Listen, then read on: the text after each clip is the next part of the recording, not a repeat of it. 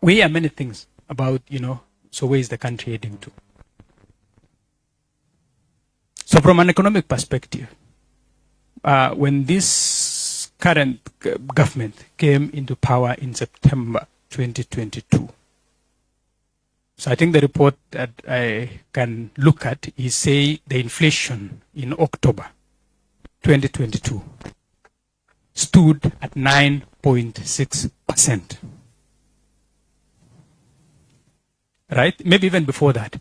What were the things, like say when people say, government has done this, government has not done this, government, say this and this is not been done. The first thing, if you read, and most of the honorable members of the assembly were part of the manifesto making process, right?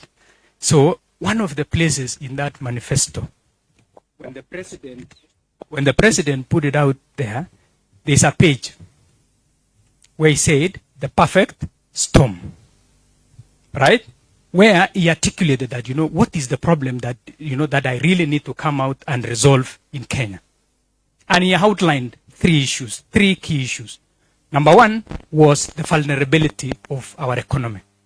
That, for our economy, in case of any shock, and we saw this during COVID in 2020, we saw it thereafter when we had the wars in Russia and Ukraine, for example, that, it ties down supply chains. Prices of commodities go up. And in some cases, they are not even available. So he said, as a country, we have to shield ourselves in such a manner that in future, if we have any of these shocks happening, then we need to keep our economy protected. That was the first problem that he said, I will resolve. The second one was the issue of the thinning fiscal space. You have no fiscal space in Kenya today. When you look at the public debt in terms of debt service, what you pay out in debt compared to ordinary revenue, you pay out 1.6 billion Kenya shillings. You collect an ordinary revenue of 2.5 trillion, 68%. So for every 100 shillings that you collect in ordinary revenue, 68% will never come close to you. It's already taken away as part of debt.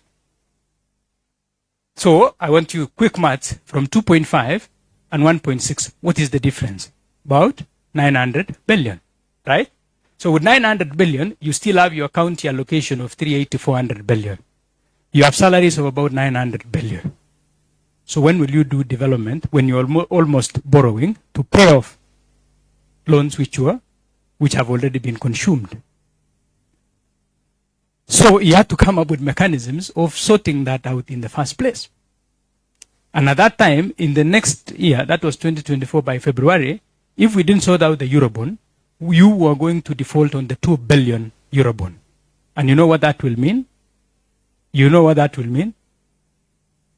In the numbers, it will mean, of course, our entire financial sector would collapse. Because if you go and look at the external debt that we have vis-a-vis domestic debt, you have domestic debt at almost 60%. So if we now say, you've defaulted,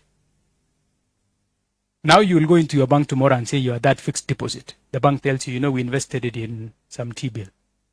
We will not be paid. It will be restructured. You will have your money maybe, number one, of course, take an haircut of 30%. Receive it in the next 4 years. Will you have an economy? And we were heading close there.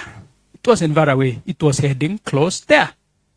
Then, finally, the other third problem, and the last one, was the issue around the paradox of economic growth. That we can announce the number 7%, 8%, 10%. But if you were to walk in Cabernet tomorrow and tell people the economy grew, or we had a GDP growth of 7% last year, so life is better for us this year compared to the previous year, how many will agree with you? How many will agree with you? Why? Because the number is correct, but then the issue is it's not inclusive economic growth.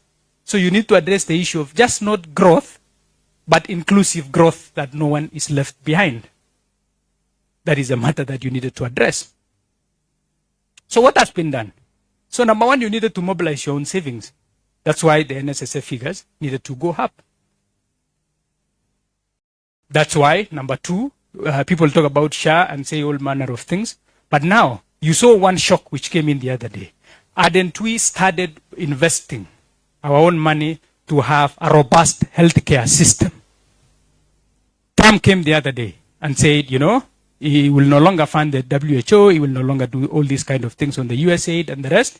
What would that mean? I'm sure the Minister of Health is here. How much, do we get from that kind of external support to our healthcare system? So then we started planning to make sure that, we build a resilient and a robust economic healthcare system, which is funded by ourselves, painful as it could be. What would have happened? You'd be in a worse situation, right? So you get into education, for example. When the president came into power, JSS, children who were clearing class, class 6, was supposed to now come. I'm the chairman of Cabernet High School in the other side.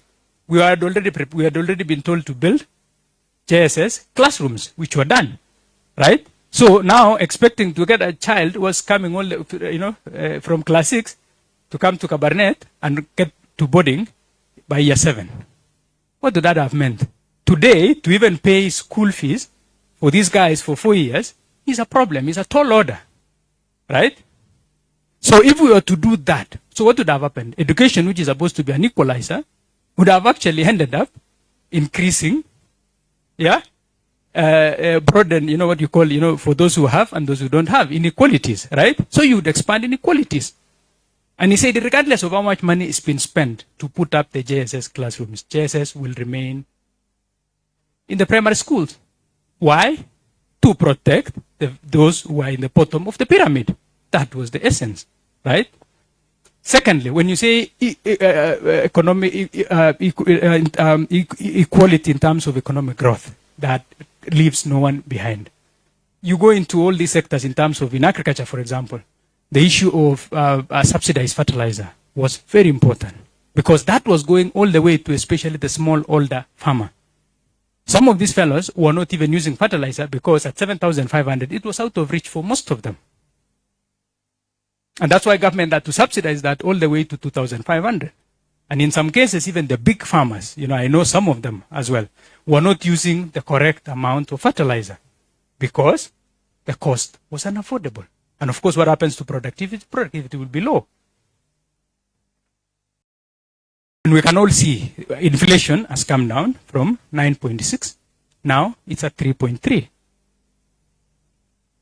Which is almost at the baseline. Our target inflation is usually at 5%, then plus minus 2.5, you're okay. So now it's at what you call the optimal. And when you look at the factors that have gotten inflation down, one of them is productivity, enhance agricultural productivity. When you go and look at the numbers from KRA in terms of their income, the income that they used to get from imports, it's gone down. It's a bad thing for us at the Treasury, but it's a good thing for the country that we have cut imports on some commodities like sugar, maize. And it speaks to the actions that had to be taken. Within education, because human capital development is very important. Most of us, including myself, would not be here today if it was not because of education, which is an outcome that needs to be enjoyed by every child in Kenya. The university funding, the new university funding model, for example, was also another mechanism where you're calling it redirecting subsidies, where you redirect subsidies from those who don't deserve to those who highly deserve. Right? Where, if my child was to go to the university today, they would be paying 16,800 shillings. Why? Because government will be subsidizing me. Should I be subsidized? I shouldn't. So it should move and go to subsidize a more deserving case. And you see the numbers keep growing. If you look at the numbers, go and analyze the numbers of KCSE children that managed to get the university grade over the last 5 years. The numbers keep increasing. The resources, will they increase at the same time? They will not. the basket will remain the same. So if the basket is remaining the same, what will give in? Will we cut off some of the children so that they don't access, maybe improve the grade hub, which again will increase inequality? Or will you take the tough decision to say, get a mean testing model where you redirect subsidies from those who less deserve to those who highly deserve, so that the children of the poor can access education? That is what it meant. That was the principle behind the new university funding model, so that you can make sure that education remains an equalizer for everyone. That is what it meant. So looking at all the numbers, yeah. So right now, in terms of, yesterday after the MPC met, credit to the private sector will now be enhanced. Now that, they've also reduced the interbank rate from 11.25 to about 10.75. And after that, they've allowed banks to reduce what they call the CRR rate, the cash